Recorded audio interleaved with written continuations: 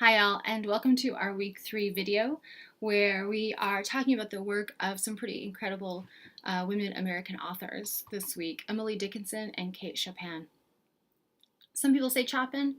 I go with the French pronunciation. A few things before you get started on the material is that I've given you a lot of resources to, especially with Dickinson, help you approach and understand her work. And by understand, I really want to kind of put that in not so much quotes, but almost parentheses, like understand. Can we ever understand Emily Dickinson's work? I'll be pretty honest and say that I don't feel ever when I've read an Emily Dickinson poem that I come away with a full understanding of it. And to a great extent, that's why we still read her. So remember, when I ask you to read poems or fiction, I really encourage you not to read it and then immediately after ask, okay, well, what does it mean? What is the meaning here I'm here to glean? Often there are multiple meanings, and those meanings can live in harmony and even seem to contradict each other. Like we saw in Whitman, right? Do I contradict myself? Very well. A work of art can absolutely do that. And so when we go to Emily Dickinson, we want to consider that in this 200 level introduction class, the goal here is to allow you access to a wide range of literature and also approaches to literature. If you become an English major, or when you become an English major, and you start to study different schools of theory, you'll encounter things like post-structuralism, post-colonialism, feminist theory, queer theory, new historicism, cultural studies, things like that. And then older ones that we sometimes still draw from, or at least form our thoughts in refutation to. And all of that can help, but I'm introducing little pieces of that. For instance, we look at a lot of context when we discuss the works of Whitman, Dickinson, Chopin, and so on. And that's what cultural critics do, as well as new historians. We're interested in the work and the world that it came from. And we also can ask questions about authorial intent, but authorial intent, i.e. what an author intends when they write a piece, cannot dictate our read as readers. The text, once it's out there, lives on its own. It has its own life. Whether, like Dickinson, they meant it to or not. Perhaps she wanted people to see. There are some indications that she did want her work to live on, to be taken care of, but we don't know that for certain. We don't know much for certain about her intentions. And so what we have then are the texts, and that's what we can discuss. With Dickinson, there's a few things to keep in mind. So I bring all that up about authorial intention because you might be tempted to ask, okay, well, what does she want the dashes to mean? What are all these dashes for? And my answer is, I don't know. I don't know what she meant. None of us know. Rather, we can ask, how do these dashes affect my read? How do these dashes slow down or speed up? How do they serve to emphasize? Could they serve as an aside? Could they underscore meaning? Can they redirect me? Those are all valid questions to ask. And so when you read these poems, don't ask what the dash is here for. Ask how it affects you when you read it. And write that down. I do encourage you to read up on different reads of her poems, but not for any of those reads to supplant your own response. To let your response guide you into questions that can be an effective way of discovering meaning. And with Dickinson, it's interesting because there's a lot of, some critics call it mischief in her content and her use of dashes, even her use of what we call now slant rhymes or close rhymes, refusing, especially later in her writing career. For example, a slant rhyme, instead of fog and log, we might have something like among and come. So those are approximate rhymes. And so she gets more playful with that. And she tackles heavy stuff like the existence of God, what it means to be a soul. Echoes of Whitman, although they had very, very different takeaways about the soul and the body and the world. Whereas Whitman opened himself up to experience, Dickinson closed herself off from it. And there is some thinking that she did so intentionally so as to preserve a way of processing the world and her incredibly unique and unusual use of language. There are I've read some scholars who think that her desire to stay fairly isolated was an attempt to inoculate maybe her language from the influence of others. And I don't know about that. All I know is that her work is highly unusual, but it foresaw the work of the 20th century in so many ways, like Whitman. And there's some other things that she does. So she has all this like unique experimentalism in her content and her approach and her punctuation, but her rhyme schemes and her syllabic schemes tend to be fairly structured. So in the syllabics, like how many syllables, right, are in each line, she will often use hymn structure, like a common structure hymn. So it's a line with 8 syllables followed by 6, 8, 6. So you might see some of that.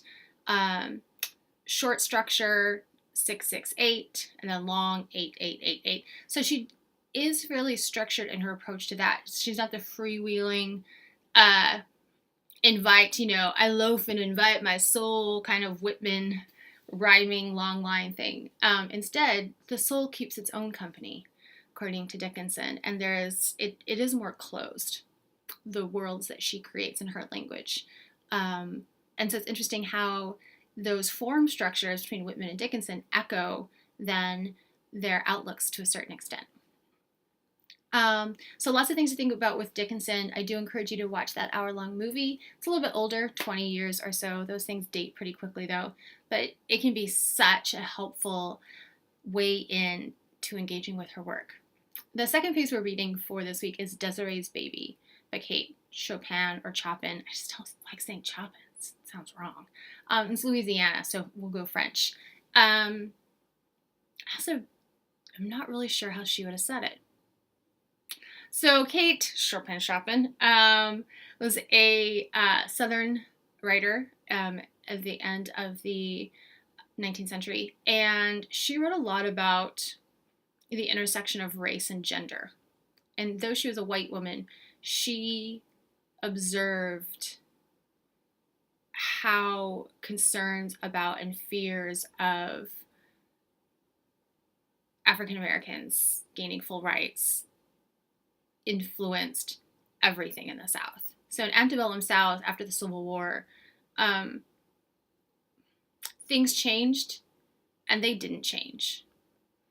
So that you had white people with power and privilege who wanted to keep that by any means necessary. And so over the years, a system of laws put into place to protect that power. Of course, some of the most famous are the Jim Crow laws that legalized and enforced segregation. And those have in their base something called the one-drop rule. This idea that if you have any African ancestry, you would be, they would have used different terms back then, Black or African American. And if you were so, you could be denied anything that white people could have, or white men. And this was used as a way to also discourage and later make illegal what was called miscegenation. With the anti-miscegenation laws, the idea of mixing, so interracial marriages leading to children. These were illegal throughout the South until, of course, the Supreme Court case of Loving, where the Lovings, a interracial couple, brought their case to a higher court. And if you look on maps, you'll see that most states in the United States at some point had miscegenation laws on the books, including Missouri, for a really long time, well into the 20th century. And why is that? Why does that matter? How does that help us read Desiree's Baby? We see that so ingrained was this misplaced idea of racial superiority, not just I want my power, but really an idea of superiority and inferiority, and that mixing would dilute the gene pool. They didn't use the word genes, but these are the sort of disgusting theories that they legislated. And it's also interesting to note that miscegenation laws across the world are historically actually pretty uncommon. Sometimes we might want to brush it aside and be like, well, time period, that's the way it was. But it wasn't. 3 big examples existed in the United States, and I mean widespread, not here and there. Widespread examples include the United States of America, South Africa, and Nazi Germany. It helps to put in that context that it's not necessarily human nature to be so afraid of another as we saw, of course, during the time of slavery and well after.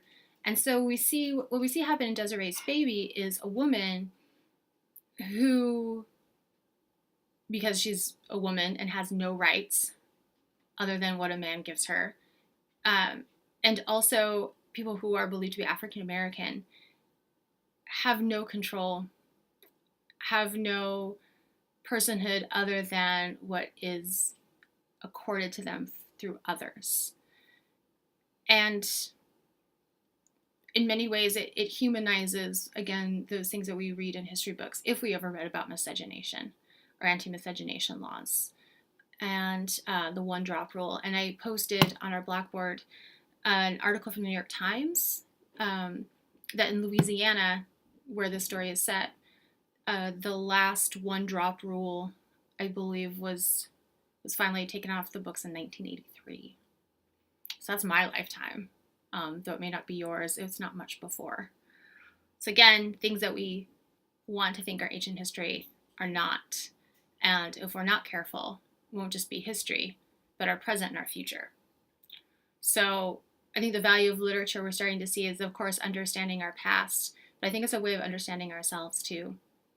Is there a piece of us that we see in these works that we read?